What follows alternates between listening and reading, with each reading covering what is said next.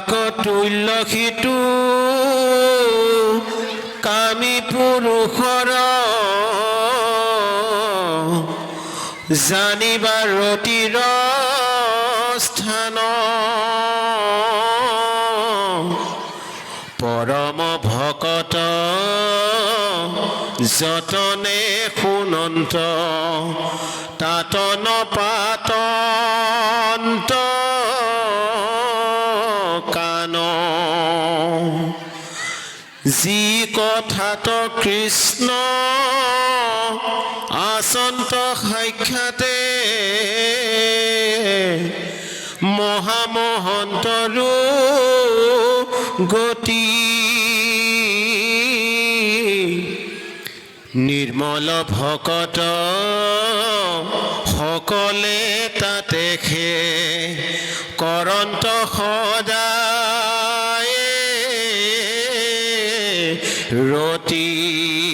এতিয়া এই ভাগিয়ে কিমান সুন্দৰ বাক্য এটা ক'লে। কাকতুল্য সিটো কামী পুৰুষৰ জানিবা ৰতিৰ স্থান,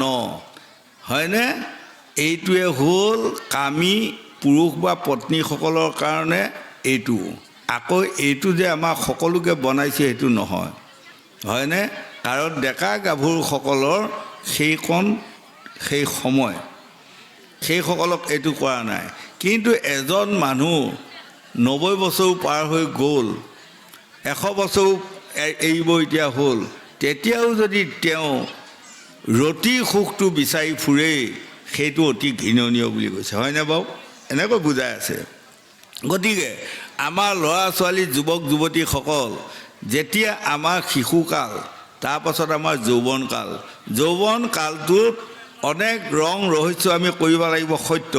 কিন্তু সাৱধান, সৎভাৱে ৰং ৰহস্য কৰিবা শিকক,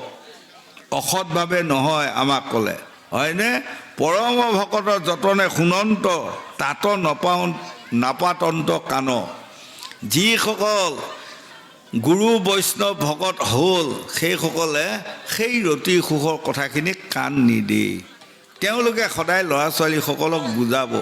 হেৰা ল'ৰা ছোৱালীসকল, তোমালোকে এই সময়ত যদি সৎভাৱে কৰ্ম কৰি যোৱা তেনেহ'লে তোমালোকৰ কামত আহিব। সেইকাৰণে মহাকবি গোবিন্দ মিশ্ৰই গীতাত লিখিছিলে, কাৰণ আমি যুৱক যুৱতী হৈ ডেকা গাভৰু কালতে আমি কেৱল 12 বছৰ বয়সৰ পৰা 60 বছৰ বয়সতে যিটো পালোঁ, তাৰপাছত পাম আৰু নে? নাপাম। আপুনি লগ এৰি থৈ গুচি যাব। এই ৰাম সিও হক ভাল থাকে চিৰকাল, যেন স্বপ্ন পৰাই সূৰ্য কান্তি ফুল চন্দ্ৰ ৰশ্মি পাইলে, অ সন্ধ্যা বেলা গেলি যাই। যেনেকৈ এটা সূৰ্যকান্তি ফুল দুপৰীয়া হ'লে জকমকীয়া হৈ ফুলেই আৰু কাল সন্ধিয়া সময়ত জাপ যায় মৰহি যায়। এই তদুপ আপোনালোকে যৌৱনৰ খেলাটো কিমান দিনলৈ পাইছে? প্ৰভু ভগৱন্তে সীমা এটা দিছে, হয়, আগৰ সীমা। আজিকালি বাৰু খাদ্য সমস্যা অনুযায়ী তাতকৈ কমিব পাৰে, কিন্তু 7 বছৰ বয়সলৈ এইটো সত্যযুগ ক'লে, আৰু 7 বছৰৰ পৰা 12 বছৰ বয়সলৈ এইটো তেতা যুগ ক'লে, 12 বছৰ বয়সৰ পৰা 65 বছৰলৈ এইটো যৌৱনকালৰ যুগ বুলি ক'লে। সেই দিনতেই আপোনাসকলে কেনেধৰণে ৰং আনন্দ তামচা কৰি থাকক। 65 বছৰ হোৱা পাছত আৰু সেইকণ ক্ষমতা আপোনালোকৰ নাই, আপোনালোকে ক'তো ধন দিও আনিব নোৱাৰে, হয়নে? আৰু তেতিয়া আপোনালোক সেইখিনি কি বয়স পালেগৈ জানে? কুকুৰৰ বয়স পালেগৈ, হয়নে? আমাৰ বয়স কাৰ পৰা লোৱা আছিল জানে? প্ৰথম যেতিয়া কলিযুগৰ বয়সটো মানুহসকলকো 40 বছৰ দিছিলে, চবকে 40 বছৰ দিয়াৰ লগে লগে মানুহটোৱে কৈছে মোক 40 বছৰে দিলেনে? বোলে অঁ তোমাক 40 বছৰে দিয়ক। কি হ'ব এই 40 বছৰে? আৰু সেই মানুহটোৱে বকাই আছে আৰু নিজে, হয়নে? 40 বছৰে কি হ'ব? তাৰপাছত আকৌ গৰুটো ক'লে তোমাকো 40 বছৰ দিলোঁ। গৰুটোৱে কি ক'লে জানে? মই কি কৰিব লাগিবনো? কৈছে কলিত লোকসকল বৰ দুখীয়া গৰীব হ'ব, তোমালোকে হাল কোৰ গাড়ী ঘোঁৰা মাৰি গৃহস্থসকলক পোহপাল দিবা। তেনেহ'লে মই ইমান 40 বছৰ খাটিব নোৱাৰিম, ইমান কষ্টত 20 বছৰ ঘূৰাই লওক। লগে লগে মানুহটোৱে কি ক'লে জানে সি যে 40 বছৰ পাই পেলাই বেজা কৰি আছিল তাক নালাগে যদি সেই 20 বছৰ মোকে দিয়ক লোৱা আমাৰ বয়সৰ কম বয়সৰ ল'ৰাখিনি কম বয়সৰ ছোৱালীখিনিয়ে গমি ৰবা মই সুধিম বাৰু পাছত আপোনালোকক কিমান বছৰ হ'ল মানুহটোৱে কাৰ পৰা লৈ লৈ কিমান বছৰ গোটালে তাৰপাছত দিলে কুকুৰটোক 40 বছৰ তেতিয়া কুকুৰটোৱে কৈছে মই কি কৰিব লাগিব হয়নে ব্ৰহ্মাই কৈছে কলি চুৰ তাৰি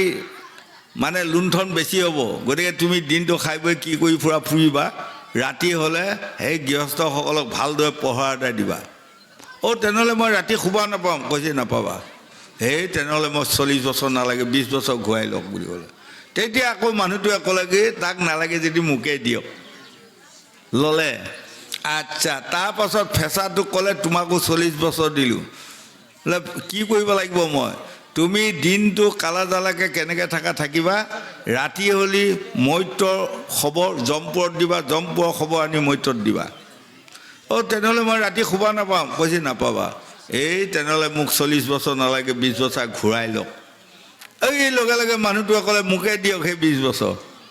হয়নে লোৱা তাৰপাছত বান্দৰক দিলে 40 বছৰ ব্ৰহ্মাই বান্দৰটোৱে কৈছে মই কি কৰিব লাগিব কৈছে তুমি ফল মূল খাই মানে গছে বাঁহে ফুৰিবা কি মই ঘৰ বাৰী নাপাম আৰু কৈছে নাপাবা হয়নে অনুদানৰ ঘৰো নাপামনে এটাও হয়নে বোধ হয় তেতিয়া যুগত আছিল নেকি নাজানিম বাৰু মই আন্দাজতে কৈছোঁ আৰু এতিয়া যুগৰ কম হোৱা এতিয়া অনুদানৰ ঘৰকে বিচাৰিলে হয় বান্দৰে হয় কৈছে নাপাবা ঘৰ বাৰী নাপাবা তেনেহ'লে মই 40 বছৰ বৰষুণত ভিজি ৰ'দত শুকাই ফুৰিবা নোৱাৰোঁ 20 বছৰ ঘূৰাই লওক মানুহটোৱে ক'লে তেনেহ'লে তাক নালাগে যদি মোকে দিয়ক এতিয়া মানুহটোৰ বয়স কিমান হ'ল আমাৰ ছোৱালীসকলে কওক কিমান 120 বছৰ ধন্যবাদ বঢ়িয়া মনত ৰাখি যাব ল'ৰা ছোৱালীসকল হয়নে 120 বছৰ ল'লে লৈ যেতিয়া সেইখন সভাত কৃষ্ণও আছিলে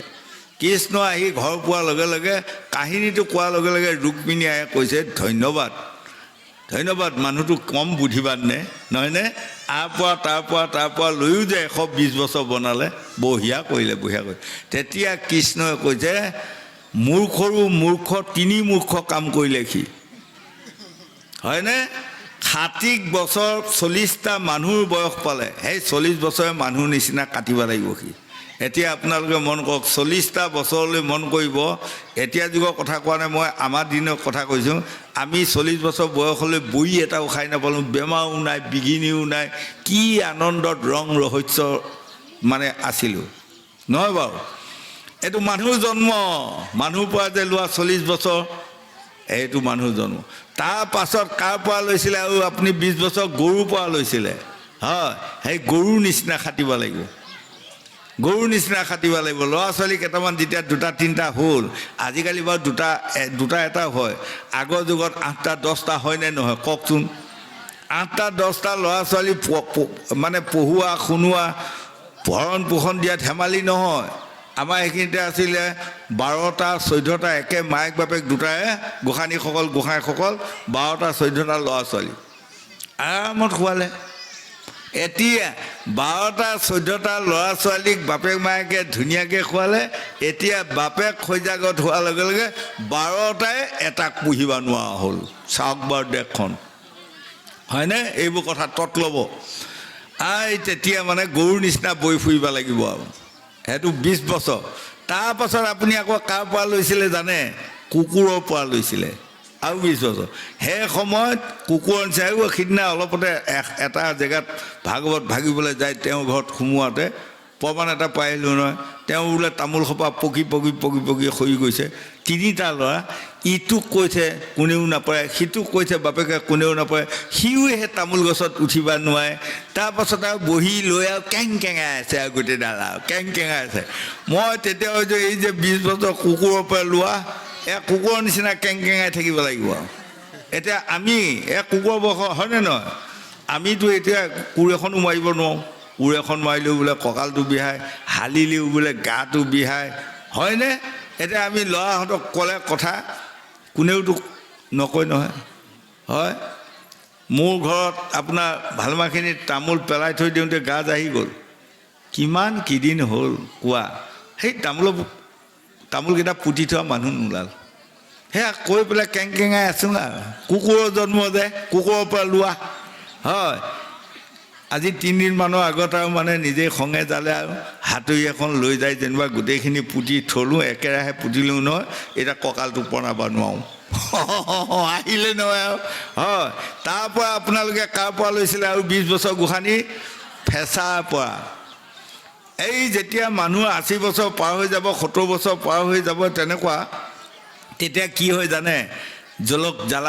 জালাক হয় এতিয়া আমাৰ জলক জালাকত পৰিল নহয় চশমা নহ'লেতো কথা হ'ব না সেয়া হয়নে আৰু ৰাতি টোপনি নাযায় সেয়া মানুহ ফেঁচাৰ জন্ম সেইটো আমাৰ মাটিবৰতত আমাৰ ঘৰৰ লগতে মানুহ এঘৰ আছিল মস্ত গাভৰু ছোৱালী 3 জনী নাতি বুঢ়াটোৱে ঠাণ্ডা দিনত টোপনিটো নাযায় ৰাতিয়ে উঠি মানে পোৱালি গীত গায় ৰাতিয়ে পোৱালি গীত গোৱাৰ লগে লগে এই ছোৱালীকেইজনী একেবাৰে এনেকুৱা দপদপাই উঠিব এইটো মৰিবাও নাজানা হ'ল জমসোপা কণা হ'ল ডেকা মানুহ লৈ যায় বুঢ়া বাহাক নিনি হুলস্থুল লাগে হয়নে সেয়া ফেঁচাৰ জন্ম তাৰ পৰা আপুনি কাৰ পৰা লৈছিলে আৰু 20 বছৰ বান্দৰৰ পৰা লৈছিলে বান্দৰ হয়নে লাষ্টত আপোনালোকে বান্দৰ হ'ব লাগিব ময়ো হ'ম বান্দৰ যেতিয়া দেখিব এজন মানুহ 100 পাৰ হৈ গ'ল বা 95 পাৰ হৈ গ'ল হয় সেইজন মানুহ এতিয়া গোসাঁই আপুনি যেনেকৈ বহি আছে সেইজন মানুহ তেনেকৈ বহি থাকিব নোৱাৰে কেনেকৈ থাকিব জানে তেতিয়াই জানিব এয়া বান্দৰৰ জন্ম পাইছে বুলি এইটো মুণ্ডত থাকিব হয়নে এই তলমুখ কৰি থাকিব কাৰ মুড ল'ব জানে বান্দৰৰ মুড ল'ব আগৰ যুগত আমি দেখিছোঁ আমি ল'ৰালি কালতে তেতিয়া যুগত আকৌ কেচমেচ নাই নহয় হয় ছাগলী চুৰ এটাক ধৰি লৈ আহিলে লৈ আহি টুকুব একুব ৰাইজে দিছে আৰু দিয়াৰ লগে লগে সি মানে থহিয়া পৰি আছে আৰু এজন মানুহে কৈছে তই আমুকৰ ঘৰ ছাগলীটো নিয়া হয় সি আৰু কাকো নাচায়ো ওপৰ পেনেও নাচায় নামাতেও আৰু গোটেইটা এনেকৈ আছে আৰু তই বুদ্ধি কৰি ছাগলীটো নিয়া হয় মানে হয় আৰু হয়নে এই তেতিয়া বান্দৰৰ জন্মটো ছাগলী চোৰৰ লক্ষণ ল'ব আৰু ভাত খাব বুলি ক'লেও বুঢ়াটোৱে কি ক'ব পানী অকণমান খাবি নেকি বুলি ক'লেও হয়নে এয়া বান্দৰৰ জন্ম এনেকৈ বহি থাকিবলৈ কি হ'ব জানে খুজাব প্ৰমাণ কৰিব আপোনালোকে এয়া খুজাব এইপিনে খুজাই পেলাই যেতিয়া বগা ওলাব এনেকৈ সানি দিব এই তেতিয়া নাতি এখনতে ক'ব চিচ ঘিন নাই পিত নাই হ'ব গাটো চৌ সোপাকৈ খান্দি লৈছে হেন তেন এইসোপা নমৰাও হ'ল নিজিয়াও হ'ল গতিকে আমি মানে অন্য কথা কোৱা নাই মইহে ঈশ্বৰক আৰাধনা কৰি আছোঁ সদায় প্ৰভু বান্দৰৰ জীৱনলৈ নিনিব তাৰ আগতেই যাতে আপুনি লৈ যাবগৈ হয়নে এয়া হ'ল আমাক আজি কৈছে নিৰ্মল ভকত সকলে তাতে কৰন্ত সদায় ৰতি নিৰ্মল ভকত কাক কয় জানে অহিংসা কাকো হিংসা নকৰে কাকো বাদানুবাদ নালাগে যোনে যি কয় তাতে হয় ভৰ ধৰি কেৱল তেওঁ যে হৰিয়েই সত্য তৃণ তৰু লতা গছ বৃক্ষ সকলোতে যে হৰিয়েই বিৰাজমান হৈ আছে তেওঁ অন্তৰত শুদ্ধভাৱে মানি ল'ব পাৰিলে আৰু তেওঁ সদায় হৰিকে বিশ্বাস কৰি গতিকে আমাৰ বয় বৃদ্ধ যিসকল আই মাতৃ বা আমাৰ গোসাঁইসকল সেইসকলে আমি ল'ৰা ছোৱালীসকলক খুব পৰামৰ্শ দি যত্ন কৰি আমি হৰিক আৰাধনা কৰাটো পৰম কৰ্তব্য কিয় জানে মই বা আপুনি তেওঁ বা তেখেতে আমি যদি হৰিক আৰাধনা কৰি থকা ঘৰত দেখি তেনেহ'লে নাতিকেইটাই লৰাই যায় আমাৰ ওচৰত যাই পেলাই তেওঁলোকেও মানে নমু কৰিব শিকিব এনেকৈ যাওঁতে আমি ঢুকোৱাৰ পাছতো এই দেশখন যাতে অপবিত্ৰকণ নাশ কৰি কেনেকৈ পবিত্ৰ কৰিব পাৰে তাৰে যত্ন আমি কৰাটো পৰম কৰ্তব্য বুলি ভাগৱতে আমাক বুজাই আছে গোবিন্দ কৃষ্ণ সেই মহাবাক্যে লোকসমূহৰ পাতেক কৰি বিঘা ঘাট কেশৱৰ যশে অংকিত যি নাম প্ৰতিপদে আছে যত কহন্তা থাকিলে আপুনি শুনয় শুনন্তা সকলে আবে একলে উস্মৰে যিটো হৰি নাম সেহিহে মুখ্য পাৱে আমাক দেখুৱালে তাৰমানে ধৰ্ম অৰ্থ মুখ্য হয়নে ধৰ্ম অৰ্থ কাম মুখ্য চাৰিটা বস্তু এতিয়া প্ৰথম আমাক এই চাৰিটা বস্তু লাগিব প্ৰথমটো ধৰ্ম লাগিব অৰ্থ মানে দুপইচা খাই বৈ জীয়াই থকাটোতো লাগিব নহয় বাৰু এতিয়ানো এয়ালৈ খাওঁতকৈ কেনেকৈ আহিব পাৰিলোঁ হয় যদি অৰ্থ নাথাকে গতিকে অৰ্থটো হ'ল টকা পইচা গতিকে ল'ৰা ছোৱালী যুৱক যুৱতীসকল প্ৰথমটো নামে হ'ল ধৰ্ম আপোনালোকে যি কামে কৰিব নাযাওক ধৰ্মটো নেৰিব হয়নে আকৌ ধৰ্ম অৰ্থ মানে টকা পইচা লাগিব কিন্তু লাগে বুলিয়ে যে কাৰোবাৰ পৰা অন্যায় কৰি আমি অধৰ্ম কৰি ল'ব লাগিব সেইটো নহয় সৎ পইচা ইনকম কৰিবা শিকক কামৰ মুখ্য কামটো হ'ল এগৰাকী নাৰীয়ে বিয়া সোমাব লাগিব এজন পুৰুষে বিয়া কৰিব লাগিব কাৰণ আমাক তিনিটা দায়িত্ব দি পঠিয়াইছে নহয় হয়নে জন্ম বিবাহ মৃত্যু এই তিনিটা কৰ্মৰ কাৰণে আমাক পঠিয়াইছে আমি আহিবই লাগিব সেইকাৰণে এইটোৱে হ'ল আমাৰ মায়া আমি এইখিনি যুগত মায়াত পৰিবও লাগিব সেইকাৰণে গংগা পাৰত পৰীক্ষিত ৰজাই শুকদেৱক আকৌ প্ৰশ্ন কৰিছে ৰবকচোন গুৰুদেৱ যদি আপুনি এইটো মায়াই বুলি কৈছে তেনেহ'লে ল'ৰাসকলে কিবা ছোৱালী বিয়া নকৰিব ছোৱালীসকলে কিবা ল'ৰালৈ বিয়া নোসোমাব নেকি তেতিয়া শুকদেৱে কৈছে ধন্য ধন্য ৰাজা পৰীক্ষিত বৰ সুন্দৰ প্ৰশ্ন কৰিছা যেনেকৈ জানিবা এটা পদুম পাতত পানী থাকেই হয়নে কিন্তু পদুম পাতত থকা পানীকণ পদুম পাতত ভিজ খোৱা নাই পদুম পাতটোৱে পানীকণ ভিজ খুৱাই ৰাখিব পৰা নাই তেনেকৈ পুৰুষসকল হ'ল পানী আৰু আই মাতৃসকল হ'ল পদুম পাত আমি আই মাতৃসকলৰ লগতেই থাকিব লাগিব কিন্তু আমি তাত যাতে আমি ভিজ খাই নাযাওঁ তেনেকৈ আমি গৃহবাস কৰি আমি যদি হৰিক আৰাধনা কৰা যায় তেনেহ'লে আমাৰ দুয়োকুল বাচিব আমাৰ এসকলে কয় নহয় ঔ সিজিব ভাতো টেঙা নহ'ব হয়নে বাৰু তদুপ আমাক ক'লে এটা আৰু আমাৰ দেহৰ পৰা যিকেইটা বেয়া বস্তু লিগৰা আছে তাত আমি হয়ভৰ দিব নালাগে কাৰণ সদায় উচিতটো ক'বা শিকক হয়নে তাই এটা উদাহৰণ মই অকণমান আগুৱাই দিছোঁ যেনেকৈ নহুক ৰজাই যেতিয়া ঋষিৰ খাপত মই চমু কৰি দিলোঁ অজগৰ হৈ সৰোবৰত পৰি আছিল আৰু যেতিয়া পাঁচ পাণ্ডৱ অৰ্থাৎ ভীম অৰ্জুন নকুল সহদেৱ চাৰিজন তাৰ পাৰে যোৱাতে চাৰিজনকে গিলি থৈ দিলে তেতিয়া ৰাজা যুধিষ্ঠিৰে সৰোবৰৰ পাৰে কান্দি ফুৰিছে এই তেতিয়া অজগৰে উঠি ক'লে কি জানা মই 5টা প্ৰশ্ন দিম 5টা প্ৰশ্ন যদি উত্তৰ দিব পাৰা তেনেহ'লে তোমাৰ 4টা ভাইৰক মই উলিয়াই দিম আৰু মই স্বৰ্গত যাম কাৰণ সত্য যুগৰ প্ৰথমৰ পৰা মই ঋষিৰ খাপত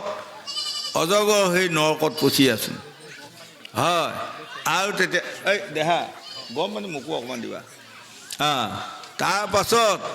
তেতিয়া ৰাজা যুধিষ্ঠিৰে কৃষ্ণ নাম সুমৰণ কৰি ক'লে কি প্ৰশ্ন কৰে কওকচোন তেতিয়া প্ৰথম প্ৰশ্নটো দিছিলে আকাশনে ওখ আকাশতকৈ ওখ কি তেতিয়া ৰাজা যুধিষ্ঠিৰে কৈছিলে পিতা স্বৰ্গ পিতা ধৰ্ম পিতাহি প্ৰণং তপ আকাশেই ওখ আকাশতকৈ মোৰ নিজৰ জন্মদাতা পিতৃ আৰু বহু ওপৰত শুদ্ধ উত্তৰ হয়নে গতিকে আমাৰ ল'ৰা ছোৱালী ডেকা গাভৰু যুৱক যুৱতীসকল আপোনালোকৰ বাপেকজন পৃথিৱী স্বৰ্গতকৈ বা আকাশতকৈ ওখ মানি চলিবা অমান্য নকৰিবা তাৰ পাছতো দিলে পৃথিৱীখন সদায় কোৰ কটাই মাৰি থাকিলেও সহ্য কৰে ৰাগ খং দম্ভ অহংকাৰ নাহে এই পৃথিৱীখন সহ্য গুণী তাৰো ওপৰত সহ্য গুণী কোন এই তেতিয়া ৰাজা যুধিষ্ঠিৰে কৈছিলে জননী জন্মভূমি স্বৰ্গাদপি গৰিয়সী মোৰ মাতৃ পৃথিৱীতকৈও সহ্য গুণী তাৰ প্ৰমাণ আমাৰ আই মাতৃসকলে পাইছেই নহয় আপোনালোকৰ ল'ৰাটোৱে কেতিয়াবা আপোনাকে বৰ দপদপাই সংৰাগ কৰিবলৈ গুচি গ'লগৈ নহয়নে আকৌ দুপৰীয়া যেতিয়া ভাতৰ কাঁহী বাৰ সময়তো সি নাহিল সেই মায়েকে আকৌ চকু পানী টুকিব হাই হাই ল'ৰাটোৱে সংসাই গ'ল এতিয়াও আহি পোৱা নাই কিমান দুখ পাব এতিয়া আয়ু গতিকে সেই ল'ৰাহঁত মাতৃক সদায় মৰম চকুৰে চাবা সন্মান কৰিবা 1 2 গ'ল 3 নম্বৰত কৈছে 3 নম্বৰত কৈছে তাৰমানে বায়ু বেগী বায়ুতকৈ বেগী কোন তেতিয়া কৈছে বায়ুতকৈ বেগী হ'ল মনটো শুদ্ধ উত্তৰ 4 নম্বৰ প্ৰশ্ন আঙাৰে কোলা আঙাৰতকৈ কোলা কি তেতিয়া ৰাজা যুধিষ্ঠিৰে কৈছিলে আঙাৰে কোলা আঙাৰতকৈ কোলাটোৰ নামে হ'ল কলংক গতিকে যুৱক যুৱতী প্ৰজন্মসকল আপোনালোকে ডেকা গাভৰু কালতে যদি বেয়া কৰ্মত লিপ্ত হৈ কলংকৰ দাগ এটা বহাই লয় সেইটো আৰু মুচিব নোৱাৰে বেজি দিলেও শেষ নহয় বৰি খালেও চেচ নহয় শুদ্ধ উত্তৰ 5 নম্বৰ প্ৰশ্নটো হ'ল গাখীৰেই বগা গাখীৰতকৈ বগা কি তেতিয়া ৰাজা যুধিষ্ঠিৰে কৈছিলে গাখীৰতকৈ বগাটোৰ নামে হ'ল সত্য হয়নে গতিকে এই সত্যটোৰ ওপৰত আৰু বগা বস্তু নাই গতিকে হৃদয়ত সত্য জীয়াই ৰাখি আপোনাসকলে কৰ্ম কৰি যোৱাটো পৰম কৰ্তব্য বুলি ভাগৱতে আমাক সিদ্ধান্ত দি আছে হেন কথা মনে ধৰি জ্ঞানত কৰ্মত কৰি কীৰ্তনক কৰিবা আদৰ পৰম নিৰ্মল জ্ঞান ভকতি বৰ্জিত ভৈলে তাতো সিদ্ধি নাহিকে কৰ সৰ্বোত্তম যিটো কৰ্ম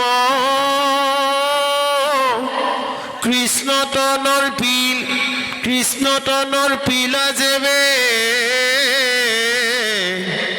সিও হুৱে আপুনি বিফল নিন্দিত সকাম কৰ্ম তাৰ কি কহিব কথা দেখা হৰি ভগতিৰ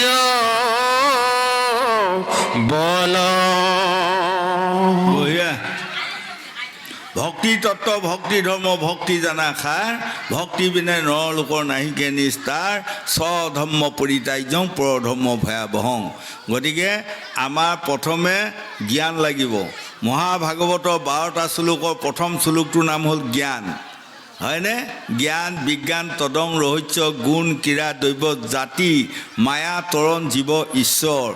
এয়া হ'ল 12 শ্লোকৰ প্ৰথম শ্লোকটোৰ নাম হ'ল জ্ঞান গতিকে ল'ৰা ছোৱালী যুৱক যুৱতী প্ৰজন্মসকল প্ৰথম আমি জ্ঞানী হোৱাটো পৰম কৰ্তব্য বুলি ভাগৱতে আমাক বুজাই আছে গোবিন্দ বৰ্ণাশ্ৰম ধৰ্মযত তপস্যা আচৰে ব্ৰত ইটোৱে কোনোহে পুৰুষাৰ্থ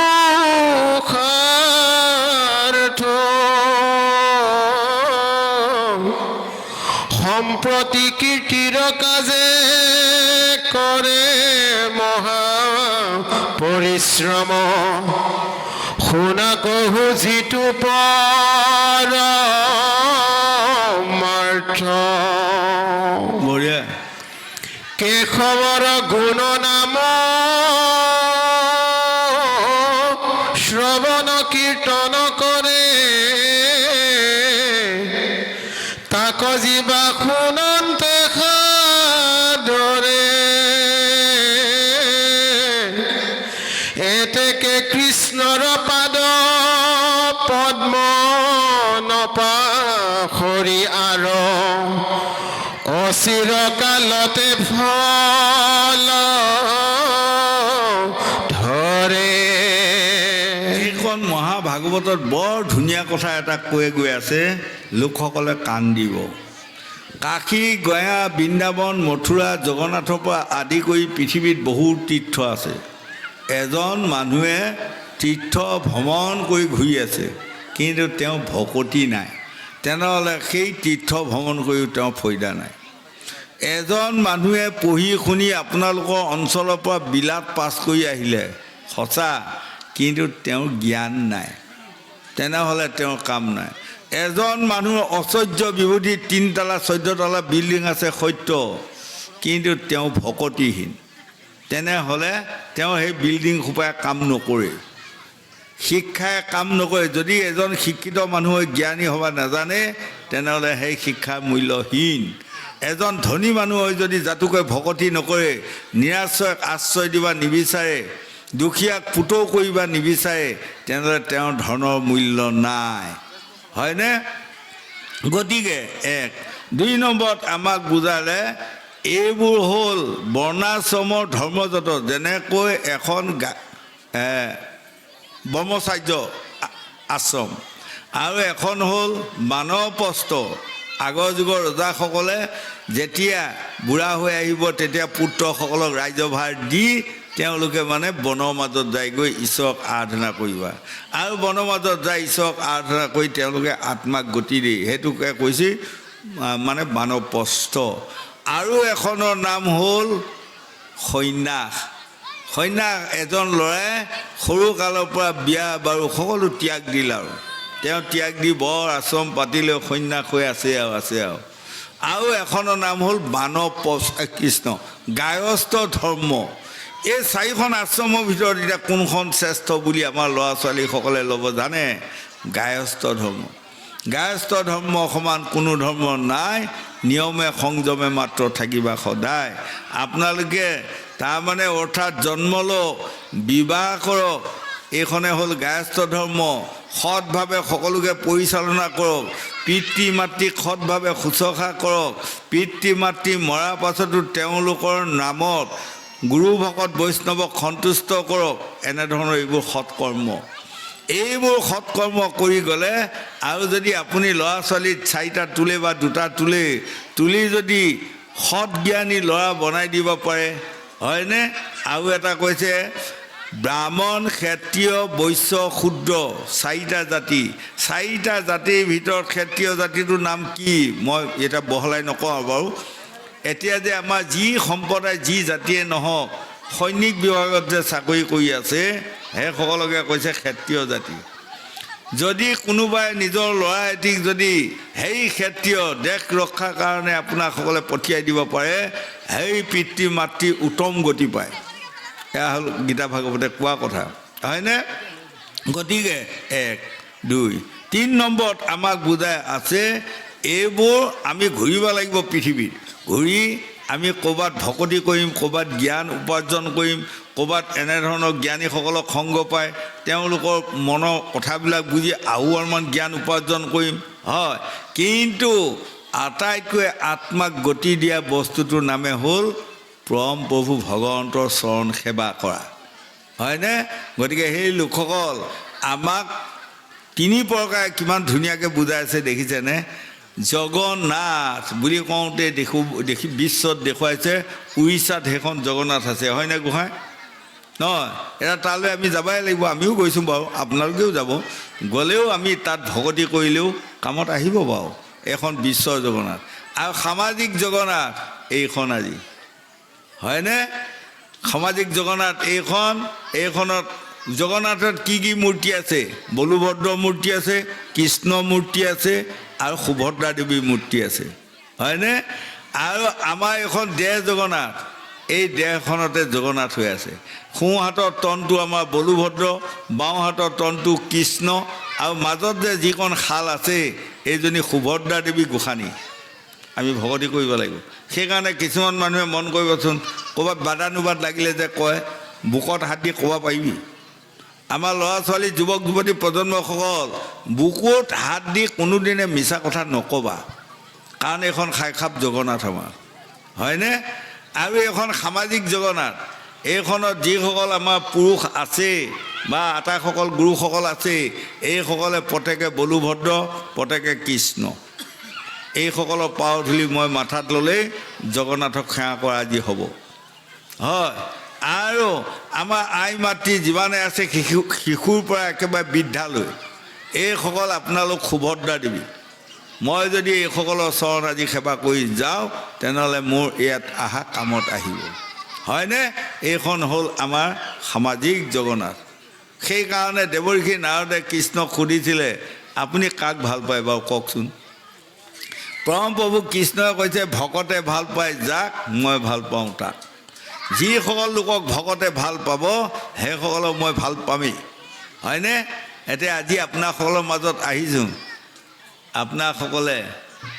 কোটি কোটি ভিক্ষা মাগিছোঁ সকলোৱে আমাক ভাল পাব লাগিব বা মোক ভাল পাব লাগিব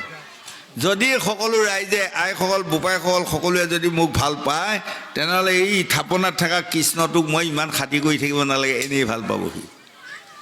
এনেই ভাল পাব হয় আৰু যদি এইসকল গুৰুসকল গোসানীসকলে যদি মোক বেয়া পায় মই ইয়াত অষ্টাংগ প্ৰণাম কৰি যদি ভগৱানক কৈ থাকোঁ মোক ভাল পাওক মোক ভাল পাওক মোক ভাল পাওক নাপাব গতিকে ল'ৰা ছোৱালী যুৱক যুৱতী প্ৰজন্মসকল সমাজে ভাল পোৱা গুৰুসকলে ভাল পোৱা ভকত বৈষ্ণৱে ভাল পোৱা আই মাতৃসকলে ভাল পোৱা কৰ্ম আপুনি কৰি যাওক তেনেহ'লে মোক ভাল পাব নহয়নে মই যদি আজি আপোনাসকলে ভাল পোৱা কৰ্মকে মই কৰি যাব পাৰোঁ তেনেহ'লে নিশ্চয় মোক ভাল পাব আৰু যদি মই আপোনাসকলে দুখ পোৱা কৰ্ম কৰি যাওঁ মই ভাল পাওক কৰিলেও ভাল নাপাব চবেই বেয়া পাব হয়নে গতিকে আমাক কৈছে সম্পত্তি কীৰ্তি কাজে কৰে মহা পৰিশ্ৰম শুনা কহু যিটো পৰমাৰ্থী তত্ত্বত আমাক বুজাইছে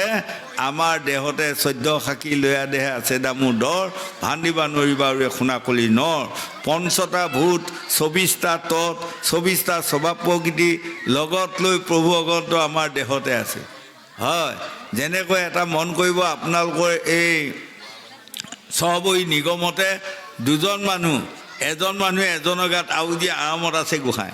নহয়নে কিন্তু তেওঁ কাৰ গাত আউজি আছে নেজানে কৈছে মাত্ৰ বহৰা আৰামত আছোন দেই বৰ আৰামত আছোন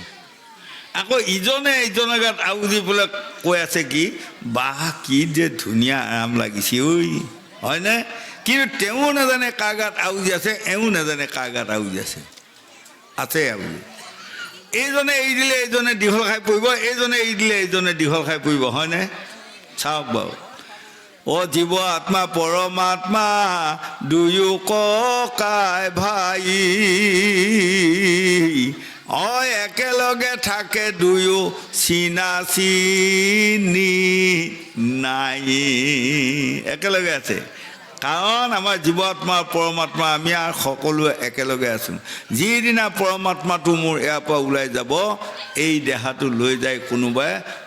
পুৰি চাই কৰিব বা কোনোবাই যায় গাঁতত পুতি থ'ব ৰেহাই কাৰোৱে নাই এইটো আমাৰ ভৰসা নোহোৱা দেহা পচা দেহা ইয়াক লৈ আমি যেতিয়া বেয়া কাম কৰিম তেতিয়া আমাৰ জন্মে জন্মে আত্মাটোতো নমৰে আত্মাটোৱে ভুগি ফুৰিব হয়নে গতিকে ল'ৰা ছোৱালী যুৱক যুৱতী প্ৰজন্মসকল আপোনালোকে বেয়া কাম নকৰিব বেয়া কাম কৰিলে আমি পৰজন্মত ভুগিব লাগিব কাৰণ আমাক এইবোৰে নেৰে বিধিৰ লিখন নজায় খণ্ডন কাৰো শক্তি আছে তাক কৰিবে মোচন ধৃতৰাষ্ট্ৰই কৈছিলে মই 100টা জন্মৰ কথা জানো কৃষ্ণৰ ওচৰত তুমি মই 100টা জন্মত কাৰো দুখ কৰা নাই ভুল কৰা নাই অপৰাধ কৰা নাই পাপ কৰা নাই তেনে স্বত্বত তুমি আগে যদি মোক মাৰি নিয়ে পাছত মোক 100টা ল'ৰা মাৰি থকা তাত মোৰ আপত্তি নাই কোন বিচাৰত তুমি মোক জীয়াই ৰাখি 100টা পুত্ৰ মৰা বেজাৰ দিলা হয়নে আজি তোমাৰ নামত মই এখন বুকুত আৰু 3 বুকুত দি যাম এই তেতিয়া লগে লগে কৃষ্ণই ধৃতৰাষ্ট্ৰক হাতত ধৰি কৈছিলে যদা যদা হি ধৰ্মেচ্য গ্লানি ভৱতি ভাৰত অবৈত স্থানীয় ধৰ্মেচ্য তদাত্মানং চিজ্জামুহম পৰিত্ৰাণায় সাধুনাং বিনাশায় চ দুষ্কৃতাম ধৰ্ম সংস্থাপনায় সম্ভৱামি যুগে যুগে। হে মহাৰাজ, মই দুষ্টক দমন শান্তক পালন কৰিবৰ কাৰণে যুগে যুগে অৱতাৰ লৈ আছোঁ আৰু লৈ থাকিম। তুমি 100টা জন্মৰ কথা জানা, তাৰ আগৰ জন্মৰ কথাটো কিয় নাজানা, কিয় পাহৰি গ'লা? মই আজি মনত পেলাই দিওঁ। 100টা জন্মৰ আগত তুমি এজন ৰজা আছিলা। বনৰ মাজত যেতিয়া মৃগ মাৰিবা গ'লা,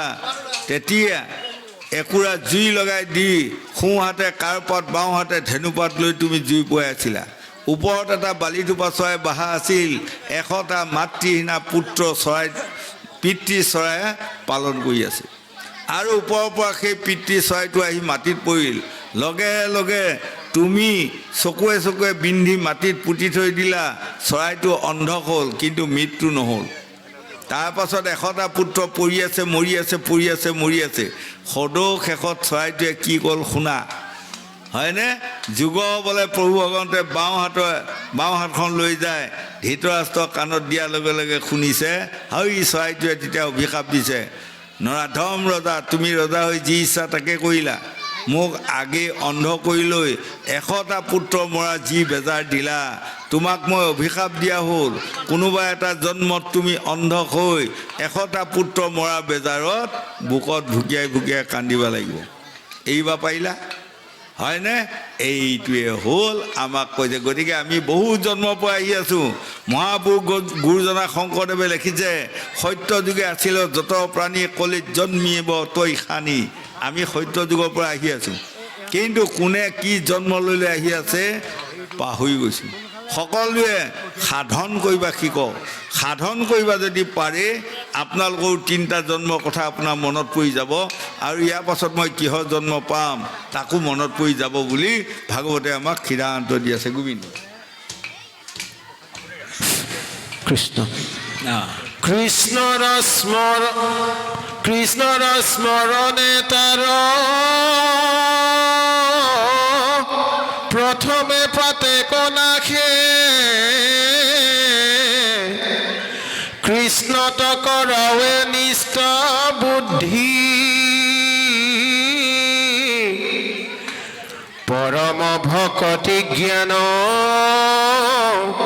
বৈৰাগ্যে উলয় লাগ হুৱে অতিশয় চিত্ত বুদ্ধি জ্ঞানত কৰ্মত কৰি ভকতিহে মহাশ্ৰেষ্ঠ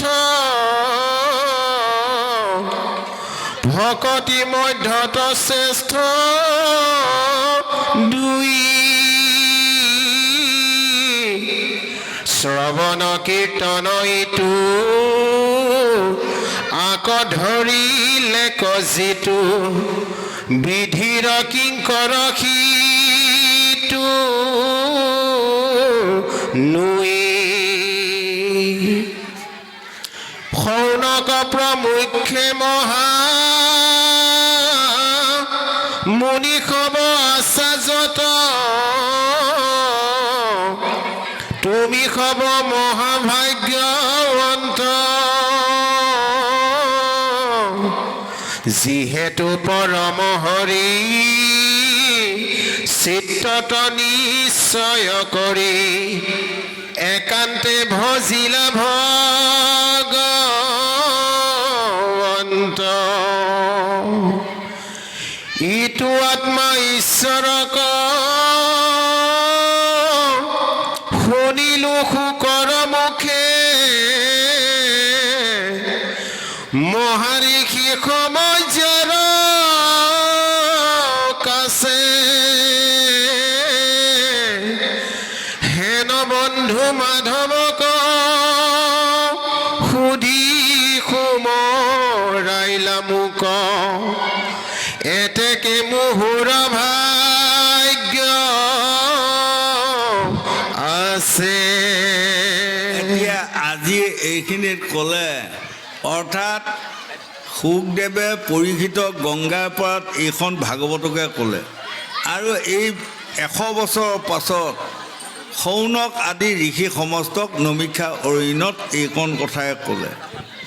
আৰু গোটেই ভাগৱতৰ 4 বেদ 14 শাস্ত্ৰ 18 পুৰাণে চালি যাই চাই সদৌ শেষত দিলেগৈ ভকতীয়ে শ্ৰেষ্ঠ